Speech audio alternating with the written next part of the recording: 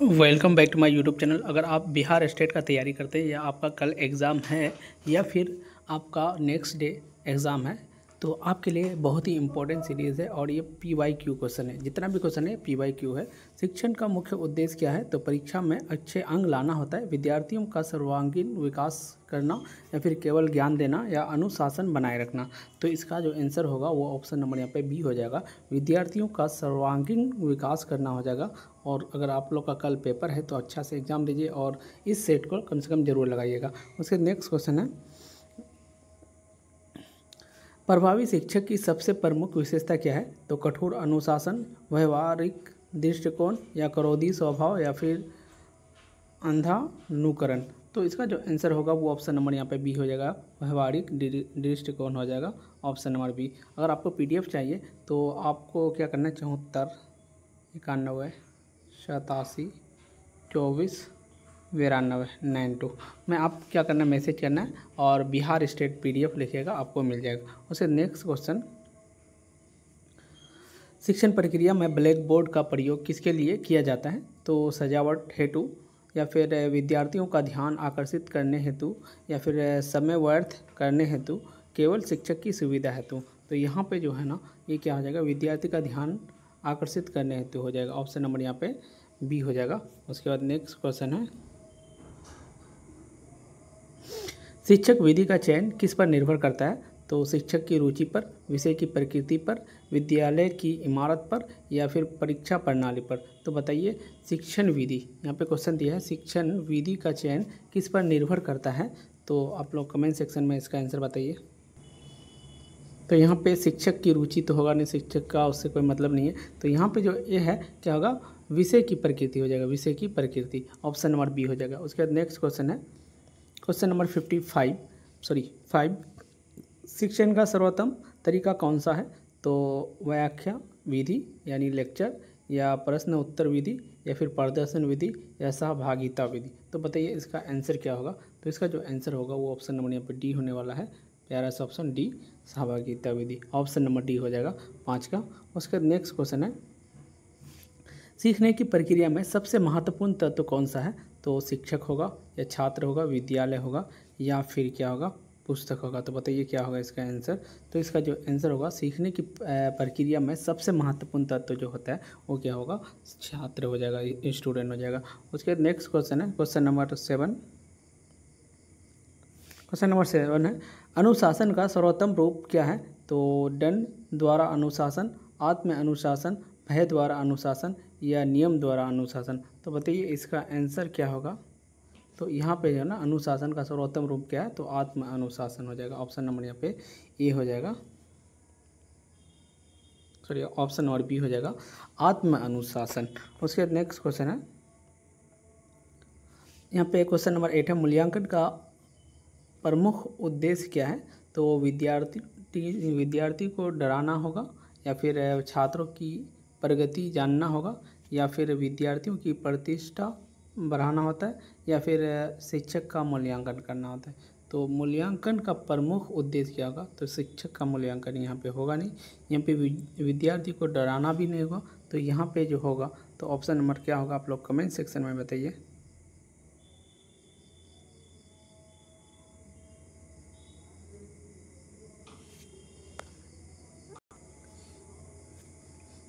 इसका जो आंसर होगा, छात्रों की प्रगति जानना, ऑप्शन नंबर यहाँ पे बी हो जाएगा, छात्रों की प्रगति जानना।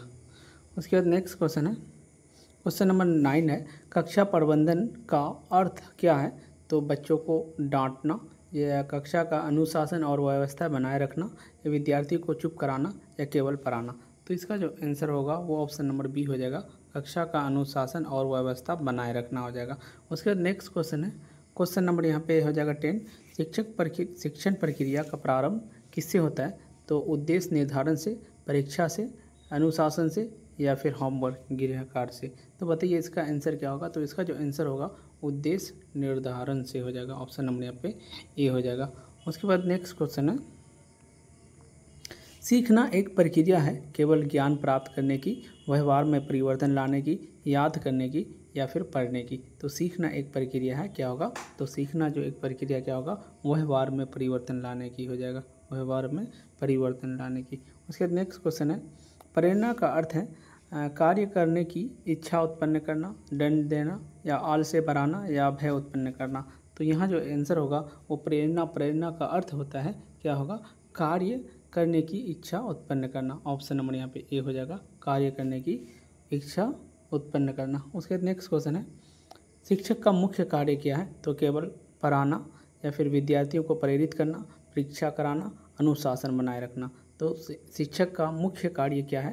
तो बताइए आप लोग। तो इसका जो आंसर होगा वो ऑप्शन बी हो जाएगा, प्यारा सा ऑप्शन बी, विद्यार्थी को प्रेरित करना होता है। उसके बाद नेक्स्ट क्वेश्चन है, क्वेश्चन नंबर यहाँ पे हो जाएगा 14, शिक्षण सहायक सामग्री का प्रयोग क्यों किया जाता है? तो कक्षा को सजाने हेतु, विषय वस्तु को स्पष्ट करने हेतु, या फिर समय बिताने हेतु, या फिर मनोरंजन हेतु। बताइए शिक्षण सहायक सामग्री का प्रयोग क्यों किया जाता है? तो यहाँ पे जो होगा ऑप्शन नंबर पे बी हो जाएगा, विषय वस्तु, विषय को स्पष्ट करने हेतु हो जाएगा। उसके बाद नेक्स्ट क्वेश्चन है, क्वेश्चन नंबर 15, पाठ योजना बनाना क्यों आवश्यक है? तो समय बचाने के लिए, पढ़ाने के क्रम बनाए रखने के लिए, या छात्रों को व्यस्त रखने के लिए, या छात्रों की मांग के लिए। तो बताइए पाठ योजना बनाना क्यों आवश्यक है? तो आप लोग कमेंट सेक्शन में इसका आंसर बताइए। तो इसका जो होगा आंसर ऑप्शन नंबर बी हो जाएगा, पढ़ाने में क्रम बनाए रखने के लिए हो जाएगा। ऑप्शन नंबर यहाँ पे बी हो जाएगा। उसके बाद नेक्स्ट क्वेश्चन है, क्वेश्चन नंबर यहाँ पे 16 हो जाएगा, एक अच्छा शिक्षक कैसा होता है? तो अनुशासनीय प्रिय, फिर संवेदनशील और सहयोगी, कठोर, या फिर नियम प्रिय लेकिन असंवेदनशील। तो इसका आंसर होगा संवेदनशील और सहयोगी, ऑप्शन नंबर बी हो जाएगा। उसके बाद नेक्स्ट क्वेश्चन है, क्वेश्चन नंबर 17 है, शिक्षण और सीखना में क्या संबंध है? तो दोनों अलग है, एक दूसरे के पूरक हैं, मतलब एक दूसरे के पूरक, या फिर शिक्षक का संबंध नहीं है, या छात्र का संबंध नहीं है। तो ये हो जाएगा एक दूसरे के पूरक हो जाएगा, ऑप्शन नंबर यहाँ पे बी हो जाएगा। उसके बाद नेक्स्ट क्वेश्चन है, शिक्षण के बाद सबसे महत्वपूर्ण चरण क्या है? तो शिक्षण के बाद, जब शिक्षण हो जाएगा उसके बाद का चरण क्या है? तो गृह कार्य दे देना, मूल्यांकन करना, अनुशासन, या पुनरावृत्ति। तो इसका जो आंसर होगा ऑप्शन नंबर बी हो जाएगा, मूल्यांकन हो जाएगा। उसके बाद नेक्स्ट क्वेश्चन है, क्वेश्चन नंबर यहाँ पे 19 हो जाएगा, बच्चे सर्वाधिक सीखते हैं, मतलब किससे सीखते हैं? सुनकर, या फिर देखकर, या करके, या पढ़कर। तो जो होगा C number, option number C करके हो जाएगा। उसके बाद नेक्स्ट क्वेश्चन है, क्वेश्चन नंबर यहाँ पे 20 हो जाएगा, शिक्षण में फीडबैक का क्या अर्थ है? तो छात्र की प्रतिक्रिया, शिक्षक की गलती, या परीक्षा परिणाम, या फिर अनुशासनात्मक कार्यवाही। तो शिक्षण में फीडबैक है ना, यहाँ पे फीडबैक पूछा है, फीडबैक का अर्थ है।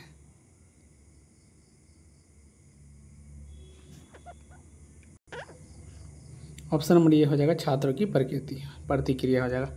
उसके बाद नेक्स्ट क्वेश्चन है, शिक्षा शब्द किस धातु से बना है? तो यहाँ पे एक ही ऑप्शन क्या है, यहाँ पे शिक्ष, ठीक है।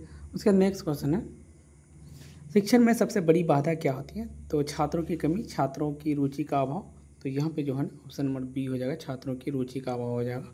उसके बाद नेक्स्ट क्वेश्चन है, शिक्षक और छात्रों का संबंध कैसा होना चाहिए? तो भय होना चाहिए, सहयोग का होना चाहिए, दूरी का होगा, या प्रतिस्पर्धा का होना। तो इसका जो आंसर होगा सहयोग का हो जाएगा, ऑप्शन नंबर यहाँ पे बी हो जाएगा। उसके बाद नेक्स्ट क्वेश्चन है, क्वेश्चन नंबर यहाँ पे 14 हो जाएगा, रचनात्मक को कैसे पढ़ाया जा सकता है? तो आलोचना से, प्रश्न पूछने के लिए प्रोत्साहित देकर, या अनुशासन द्वारा, या परीक्षा द्वारा। तो इसका आंसर होगा और प्यारा सा ऑप्शन बी हो जाएगा, प्रश्न पूछने के लिए प्रोत्साहित देकर। उसके बाद नेक्स्ट क्वेश्चन है, कक्षा में छात्रों के प्रश्न पूछने पर शिक्षक को क्या करना चाहिए? डांटना चाहिए, अनदेखा करना चाहिए, प्रोत्साहित करना चाहिए, या समय नष्ट मानना। तो इसका जो आंसर होगा ऑप्शन नंबर सी हो जाएगा, प्रोत्साहित करना हो जाएगा। उसके बाद नेक्स्ट क्वेश्चन है, प्रभावी शिक्षण का परिणाम क्या है? प्रभावी शिक्षण का परिणाम क्या होगा? तो रटने की प्रवृत्ति होगा, या फिर व्यवहार में परिवर्तन, या अनुशासनहीनता, या फिर परीक्षा की तैयारी। तो इसका जो आंसर होगा व्यवहार में परिवर्तन हो जाएगा, ऑप्शन नंबर बी हो जाएगा। उसके बाद नेक्स्ट क्वेश्चन है और 3 क्वेश्चन है। शिक्षा का सर्वोच्च लक्ष्य क्या होगा? रोजगार प्राप्त करना, मानवता का विकास, धन अर्जन या परीक्षा उत्तीर्ण करना। तो बताइए शिक्षा का मतलब सर्वोच्च लक्ष्य क्या होगा? तो यहाँ पे ना मानवता का विकास होगा, धन अर्जन करना, परीक्षा उत्तीर्ण होता है या फिर रोजगार प्राप्त करना।